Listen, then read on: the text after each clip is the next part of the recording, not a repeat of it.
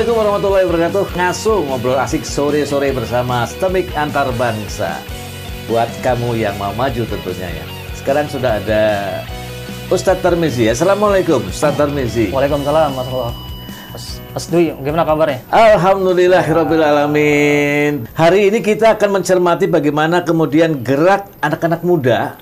Oke, jadi geliat anak muda sekarang itu sudah merambah pada dunia bisnis.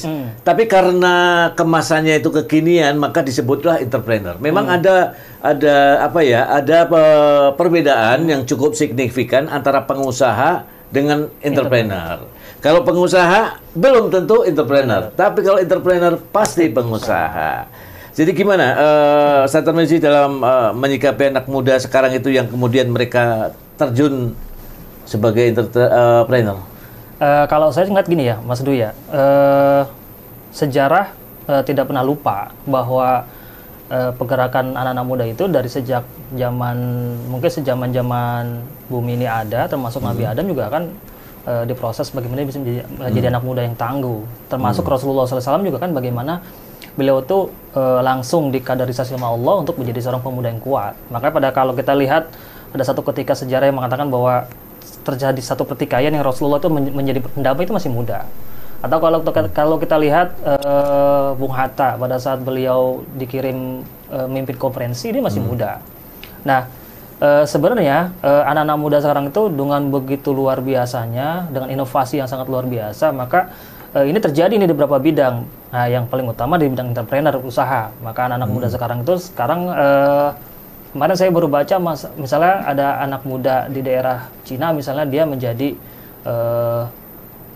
anak muda yang terkaya di Cina misalnya. Walaupun orang tuanya dia keturunan orang berada. Tapi kalau kita lihat Alibaba misalnya, itu kan dia seorang guru yang tiba-tiba menjadi sebuah pengusaha besar dan internasional. Itu luar biasa. Ya, jadi sekarang ini memang kalau boleh dikatakan satu dekade atau 10 tahun sekarang ini geliat itu nampak sehingga menjadi tren sepertinya ya. Kita bisa melihat ketika di pinggir jalan. Ya. Ya. Iya benar. Entah biasanya kuliner mereka ini ya, kuliner dan fashion. Nah ini gimana nih Ustadz Tarmizi menyikapi itu? Nah ini memang begini, kalau kita melihat siklus usia misalnya, kalau misalnya jadi anak-anak muda termasuk yang jadi mahasiswa, maka sebenarnya meniti karir itu tidak harus dia menjadi karyawan.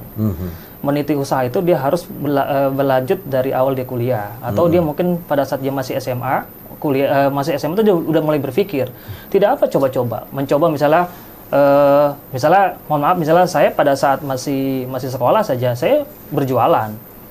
Nah, jualan itu kan akhirnya nanti memupuk kebiasaan. Kebiasaan pertama mungkin, saya jualan ini kok tiba-tiba saya rugi.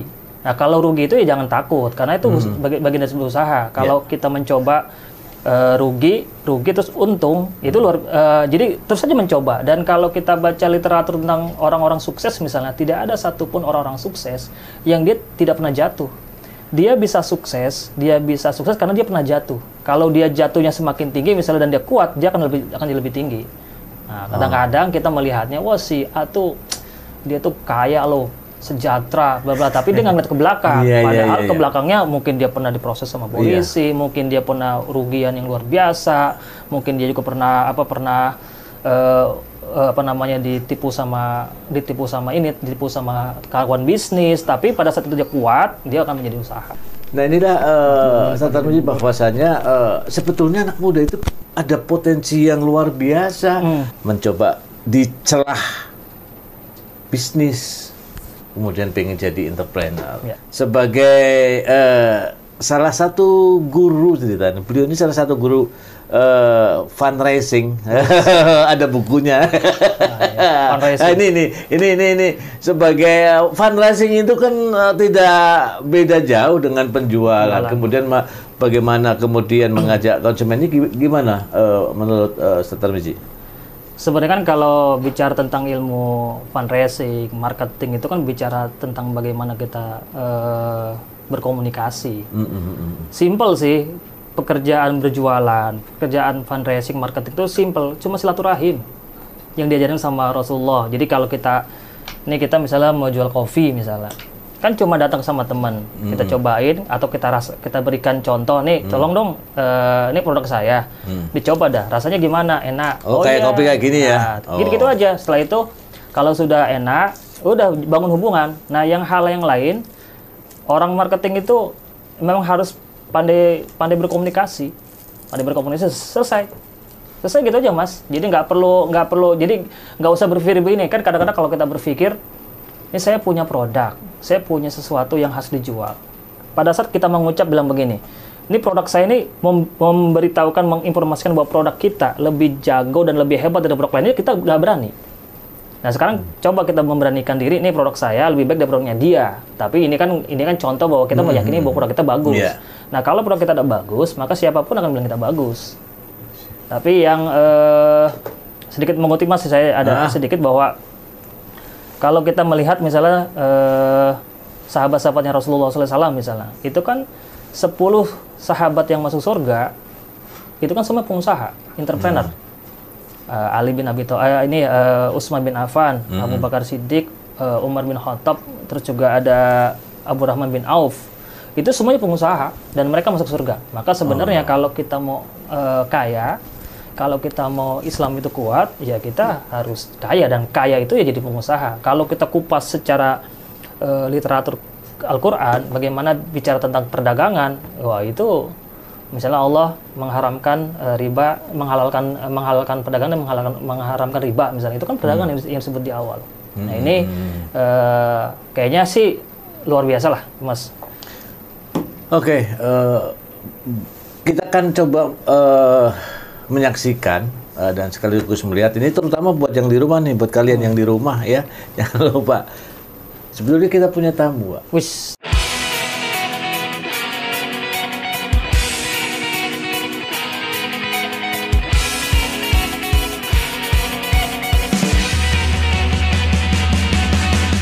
Oke, sekarang kita akan ngobrol lagi sama Kak Birda. Assalamualaikum. Waalaikumsalam. Kita ngulik yang pertama kali adalah barang apa atau bisnis apa yang pertama kali digeluti? The very first time bisnisnya itu hijab, Pak. Hijab.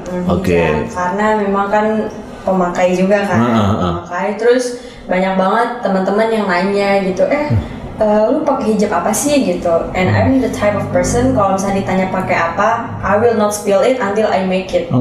Ya gue nggak bakal kasih tahu lo sebelum gue bikin gitu. Let me make it first, and then I'll tell you what gitu. Oke.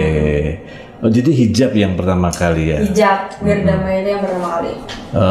Hijab, oke. Nah terus seiring dengan perjalanan apa aja yang kemudian menjadi konsentrasi bisnisnya? Kalau saat ini sih lebih fokus ke kosmetik dan juga ke hijab ya, pakaian kayak clothes, dan kan sekarang kita udah punya buat cowok juga. Oh, betul. Dari dulu tuh kan cewek terus gitu kan, terus oh ternyata gue punya pasar cowok nih gitu kan, akhirnya berangkatlah kita mulai bikin yang versi cowoknya. Jadi iya.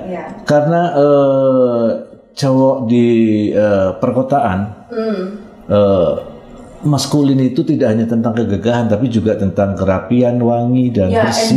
Dan tipe aku salah satunya yang berpenampilan baik. Ya, maksudnya yang dress well, yang how to fashion himself gitu, bukan yang cuma asal-asalan gitu aja gitu. Jadi memang sekalian bocor di sini ya.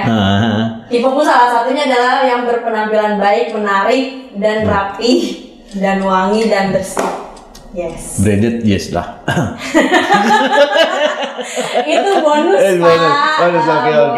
Kalau pesan papa sih mulai dari nol. Mulai dari nol. Emang kita mau beli bensin ya? Mulai dari nol ya, Kak? Oke. Saya nggak masalah, Pak, mulai dari nol. Asal ada yang mendahului di bank. Tapi kalau nolnya, itu dia Pak. Itu berapa digit? Mulai dari nol ya. Tapi nolnya itu mulai dari 90. Aduh ya Allah, tetap. Oke, ngomongin bisnis itu kan tentu ngomongin juga peran serta orang lain dalam menunjang bisnis kita. Betul. Nah ini kan sudahlah ngelola bisnisnya, kemudian ngelola orang per orangnya. Untuk isinya kedewasaannya belum ini. Nah itu gimana cara ngaturnya itu? Atau kemudian dipaksa menjadi dewasa? Dewasa itu gimana ya age is just a number sih Pak. Gitu. Dan sebenarnya sampai saat ini pun aku tuh masih abu-abu ya, kayak orang tuh ngeliat gue tuh kayak gimana sih emangnya gitu. With usia aku sekarang tuh emang orang ngeliatnya kayak apa sih gitu kan. Tapi ya memang apa sih kalau misalnya mau partneran sama orang nih, selalu sih maksudnya pernah lah ngerasa lu tuh tahu apa sih, lu tuh anak kecil gitu kan. But I always prove to them gitu loh. Ya gue gini lah, aku pernah waktu itu kolaborasi pengen bikin sesuatu yang dia tuh pengen targetin anak milenial. Tapi dia ngasih input ke akunya sebagai kolonial gitu kan. Yes. As a millennial, I know that's exactly not what bukan yang aku butuhkan gitu. Yang beliau sampaikan itu ini bakalan di-talk sama milenial gitu kan. Ini sangat-sangat tidak milenial gitu. Akhirnya aku kasih lah input gitu. Ya kalau milenial tuh gini, terus mereka tuh kayak ya lu kan anak kecil ya, lu mau apa gitu. Terus aku bilang aja sama mereka, oke, mungkin memang I don't know anything gitu ya, tapi kan lu mau jual ini ke milenial, and I know milenial because I am milenial. How about you? Akhirnya mereka baru mikir, oh iya juga ya gitu, benar juga ya gitu. Akhirnya mereka baru mau mulai execute gitu. Di kebanyakan generasi seusia Kak Wirda itu kan ketenaran yang diinginkan, terkenal, dikenal, kemudian apa yang dihasilkan itu kemudian menjadi trending, menjadi viral. Nah, ini justru keseriusan dalam berbisnis. Gimana nih kemudian mengelola diri sendirinya? Aku sih udah melewati masa itu ya, masa orang tuh kadang nyebutnya tuh kayak star syndrome sih Pak. When we are looking for followers gitu kan, kayak ada yang unfollow satu aja tuh rasanya, ending dari Instagram gue, aduh apa sih gitu kan, kayak aduh gue salah apa gue di unfollow gitu kan. Dulu tuh gue sangat melihat angka gitu ya, kalau ada followers yang hilang gitu kan, gue langsung panik, langsung sedih apa gimana gitu. Apalagi ada yang ngebully dan segala macam gitu kan, karena ngerasa sok sih sebenarnya, ngerasa kayak kan gue terkenal gitu. Semua udah melewati lah maksudnya masa-masa kayak begitu gitu. Jadi pengelolaan psikologisnya itu udah sedikit mapan gitu lah untuk menghadapi itu semuanya ya. Udah agak settle lah istilahnya, udah agak settle. Sempat self conscious juga, sempat insecure juga, karena dulu tuh sebenarnya aku dulu insecure sama muka Pak. Dulu aku nggak pede, kalau foto nggak pernah mau, terus pokoknya nggak pernah mau lah gitu, karena I was thinking kayak ya there's nothing special about me gitu, kayak I'm not pretty gitu waktu itu, tapi sekarang sangat pretty sih, karena pakai makeup cosmetic. Tadi kan hijab ya, pakai produknya namanya apa? Pakai Wedamai. Terus yang lainnya? Makeup cosmetic. Everyday wear. Itu yang karena kan aku punya PT ini sekarang, PT WGI Wirda Group Indonesia. Ada kartu namanya. Direktur utama guys. Oke lah. Iya. Abis itu kan punya travel juga. Soalnya sekarang I know lah, pandemi corona ini semua menjadi tertunda. Bukan dihilangkan tapi ditunda dulu sama Allah. Oke, jadi dari sekian banyak bisnis yang digelutin itu, yang nyaman di mana sih? Boleh dong. Yang nyaman, yang enak, kayak bukan secara keuntungan finansial yang didapat, tapi kamu lebih nyaman itu di mana? Jujur nggak ada yang nyaman. Nggak ada yang nyaman. Kalau boleh milih yang nyaman, yang mana jadi mahasiswa aja kali. Jadi mahasiswa aja. Nggak usah mikirin gaji karyawan. Tuh guys. Nggak usah mikirin operasional. Tapi ini bukan menjadi penyemangat ya, bukan. Iya maksudnya. Karena kan orang juga, karena aku harus ngasih tahu. There are good side, but there are also like a bad side gitu. Bukan bad artinya kayak it's just responsibilities gitu. Nah, in such a young age. Dari usia 18 tahun aja tuh Pak, aku tuh udah harus nyiapin dana kurang lebih 50 juta buat gaji karyawan per bulan. Tuh. Sempat ada di mana waktu itu kayak income lagi bener-bener low, and I have to think sangat mikir aduh gimana nih gitu. 18 tahun loh, gua harus nyiapin duit 50 juta sebulan yang lain nongkrong gitu kan, pakai duit bapaknya gitu kan. jalan kemana gitu, pengen gue sebenarnya jadi orang lain Pak dulu. Ya sekarang gue nggak harus mikir kayak begini-beginian gitu ya. Tapi again ya, in such young age aku udah belajar responsibility, belajar tanggung jawab. Apalagi kan apa sih kayak mengelola gitu ya, mengelola satu organisasi, mengelola satu perusahaan yang di bawahnya ada orang-orang lain, dan I have to become a leader juga gitu. Ya jadi, karena di situ udah interaksi dengan orang kan. Iya. Kan harus mengukur apa namanya psikologi kita juga Kak. Tapi ya alhamdulillah akhirnya at the end dia terdevelop sendiri sih. Dan semua masalah-masalah yang aku hadapi lama-lama jadi ada jalan keluarnya kayak gitu. Ya, yang banyak dirasakan para pengusaha adalah ketika income low, depresi makin tinggi. Dan Kak Wida sudah ngalamin. Aku udah punya resep sekarang. Nah, udah punya resepnya apa? Kalau income lagi low, keyakinannya harus naik berarti. Yang keyakinan justru harus naik ya? Harus makin naik. Harus makin naik. Yang lain tuh kan, aku juga punya teman beberapa pengusaha, apalagi after this pandemic situation kayak mereka ketika income-nya low, bahkan beberapa harus ada yang mulai karyawan, bahkan ada yang nutup bisnisnya juga. Mereka cenderung stres. Bahkan ada yang nangis, ada yang marah-marah. So you have to know that it's not always about mereka punya barang branded, mereka terlihat sangat luxury, superior dan lain-lain gitu ya. Ada kalanya mereka bener-bener depresi banget, ada. And aku udah di sana. Aku udah di sana, tapi yang aku lakukan adalah ya udah langsung ambil sejadah aja, sholat, bawa doa ya. Kayak gini sih. Banyak banget yang bilang kayak lu kan gampang tinggal bilang ke orang tua lu beres semuanya. Ya. Aku mikir Kak mulu sih kayak nggak apa-apa, dia mungkin sedang hilang. Muda gitu loh Pak. Iya. Terima kasih. Aku tuh mikir nggak mau membiasakan diri terlalu bergantung sama orang tua, karena kita nggak pernah tahu orang tua tuh sampai kapan adanya di sini. Ketika aku selalu ada masalah dikit gitu, masalah dikit, masalah dikit. Ketika orang tua nggak ada, pas kecelakaan misalkan apa gitu ya. Udah nggak ada.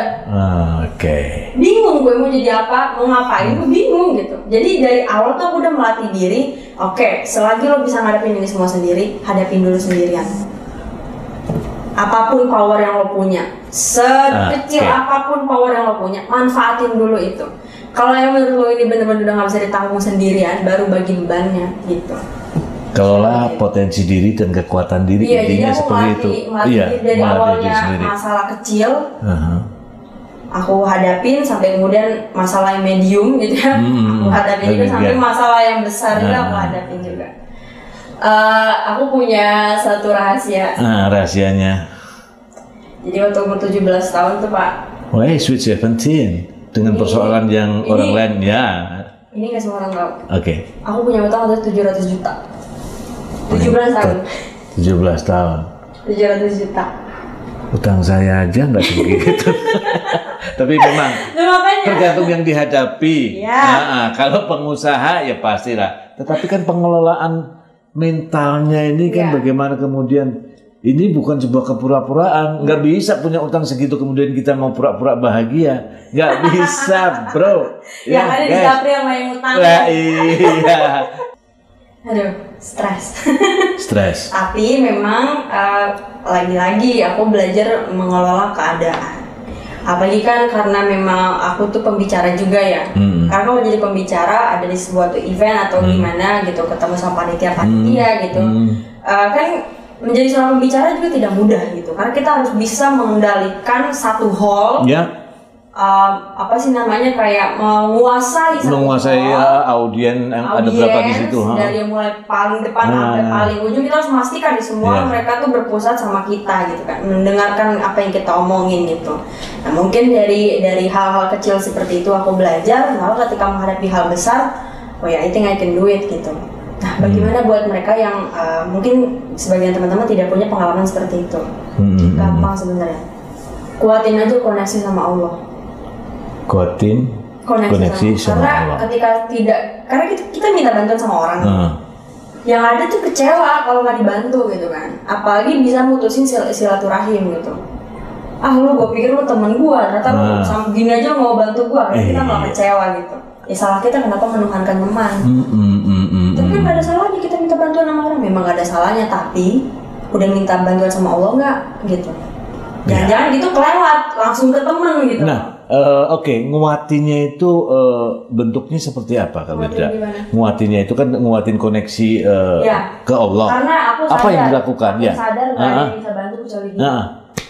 Apa yang dilakukan?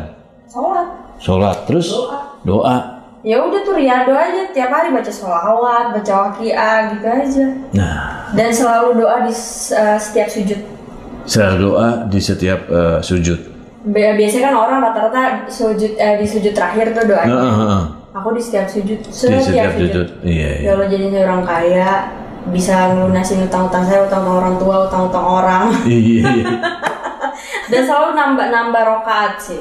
Selalu nambah rakaat. Jadi kadang-kadang yang bikin kita berbeda dari orang lain, yang bikin kita eskalasi jadi lebih cepat daripada orang lain, karena kita melakukan sesuatu yang tidak dilakukan oleh orang lain. Memperlama komunikasi dengan Allah melalui sholat. Iya, misalkan yang biasanya orang sholat zuhur 4 rakaat, kita 2 di depan, 4 di tengah, 2 di akhir gitu. Nah memang rezekinya tidak selalu berupa uang, tapi berupa opportunity misalnya, peluang-peluang gitu. Karena kan kadang kita suka mentok nih, gitu kan. Dan yang kita lihat tuh selalu bentuk uang gitu, padahal nggak selamanya selalu tentang uang gitu. Tapi oke lah, nanti mungkin next kita bisa ketemu lagi untuk sebagai kalau bahasa keren itu closing statement. Ketika aku ketemu sama masalah yang beban segitu besar gitu ya, kadang-kadang gini, rezeki itu ada karena ada masalah. Iya. Aku harus bisa mendinginkan kepala. Kalau kita udah keburu kayak begitu, nggak akan ketemu jalan keluarnya. So yang menariknya adalah ketika aku berhadapan sama yang segitu besar, aku dapat hadiah kerjasama. So waktu itu aku dapat WA, isinya ada kontrak kerjasama gitu. Dan itu nominalnya 20M. Wow. Walaupun itu agak lama ya, tapi wajar lah ternyata lamanya itu bukan karena nggak ketemu, karena ini size-nya gede, Bo. Gitu iya, karena kan Allah pun tahu dong, nih kamu belum saatnya ini, ntar tunggu waktunya. Oke lah, jadi yang terakhir adalah bagaimana pesan untuk teman-teman anak-anak muda yang kemudian terjun di bisnis, ya, kemudian pengelolaan emosi dan untuk meningkatkan usahanya gimana? Semua orang itu punya masalah, yang bikin beda gimana cara mereka menyikapinya. Cara menyikapi masalah juga akan menentukan bagaimana kita akan menyelesaikan itu. Yes. So, hadapi aja semuanya. Ya, life is about adventure lah. Pengalaman, gitu kan. Terus ya, banyak lah lika-likunya. Enjoy every process. Nikmati. Always be happy. Happy. Bahagia. Yes. Energinya positif terus, seperti itu. Oke, terima kasih Kak Wirda udah bersama kita ngobrol bareng kawan-kawan semuanya. Mudah-mudahan hari ini mendapatkan sesuatu yang luar biasa ya tadi ya. Catat, ada banyak kalimat penting yang kalian dapetin hari ini dari Kak Wirda.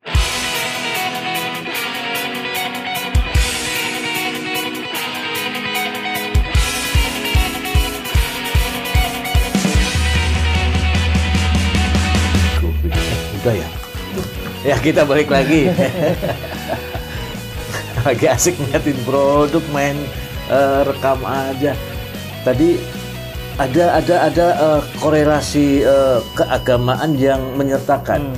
Jadi apa pesan buat mereka yang akan memulai di entrepreneur ini?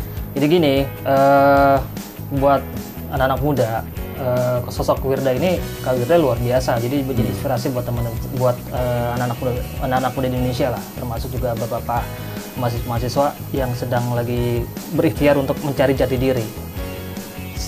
Yang perlu digarisbawahi bahwa buat anak-anak mahasiswa, anak-anak muda itu jangan pernah ragu untuk mencoba.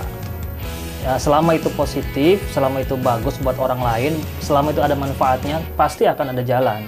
Jadi pokoknya jangan pernah merasa putus asa, jangan pernah, pokoknya gini, apalagi kalau kita tracknya niatnya bahwa pada saat saya misalnya mau usaha saya itu nanti buat siapa? Buat orang tua, buat mengajikan orang tua, misalnya buat buat apa membantu teman-teman sekos supaya yang mungkin rumahnya jauh punya uang jajan. Itu udah bagus ta.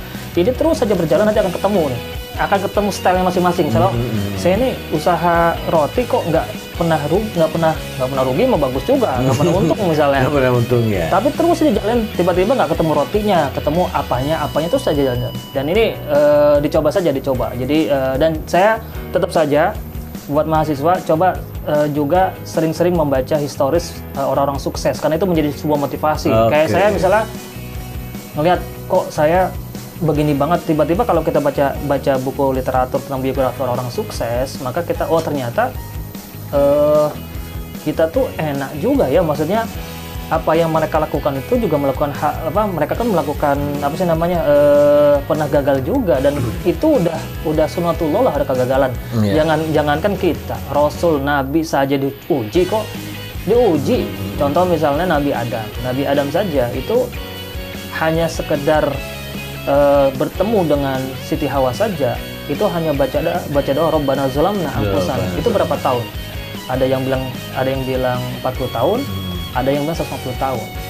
Turun dari bumi, kepengen ketemu sama Siti Hawa, yang akhirnya sekarang menjadi rukun wajibnya haji. Kalau dia tidak melakukan wukuf, maka hajinya tidak sah. Itu prosesnya, doanya Nabi Adam sampai 50 tahun. Ini Nabi loh, orang biasa.